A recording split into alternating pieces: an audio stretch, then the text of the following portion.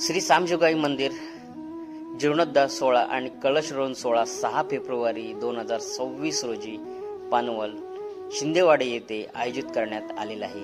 हा सोहळा केवळ धार्मिक नाही तर सामाजिक आणि सांस्कृतिक दृष्टिकोनातून तितकाच मोलाचा आहे. या मंगल प्रसंगी इंद्रधनु प्रतिष्ठानच्या वतीने श्री अमोल रेड्डीज लिखित आणि बबलू गव्हाळे दिग्दर्शित 2 अंकी सामाजिक नाटक द गेम ऑफ डिस्टिनी या विशेष कार्यक्रमाचं रात्री 10:30 वाजता पानवल शिंदेवाडी येथे आयोजन करण्यात आलेलं आहे. मित्रहो, या नाटकात काम करणारे सर्व कलाकार या गावातील होतकरू आणि कलेची आवड असलेले जिद्दी तरुण आहेत.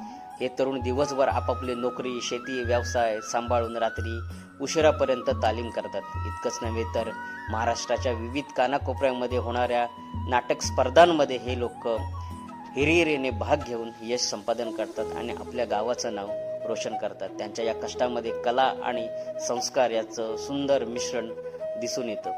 या सर्व युवकांना मार्गदर्शन करणारी, दिशा देणारी त्यांच्या गावातील बुजुर्ग मंडळी यांचं विशेष कौतुक करावं वाटतं. अनुभव, मार्गदर्शन आणि पाठबळ मिळालं की तरुण किती मोठं कार्य करू शकतं याचं जिवंत उदाहरण आपल्याला इथे पाहायला मिळतं. आणि विशेष उल्लेख करावा लागतो तो इंद्रधनु प्रतिष्ठानची संपूर्ण जबाबदारी आपल्या खांद्यावर घेतलेले माझे मित्र प्रदीप गव्हाळे यांचा. त्यांच्या मार्गदर्शनाशिवाय, त्यांच्या नियोजनाशिवाय, त्यांच्या संपूर्ण टीमच्या मेहनतीशिवाय हा भव्य उपक्रम शक्यच नाही. कला, समाज आणि गाव यांना एकत्र बांधून ठेवण्याचं महत्त्वाचं कार्य त्यांनी केलेलं आहे. धर्माच्या माध्यमातून श्रद्धा आणि संस्कृती जपली जाते.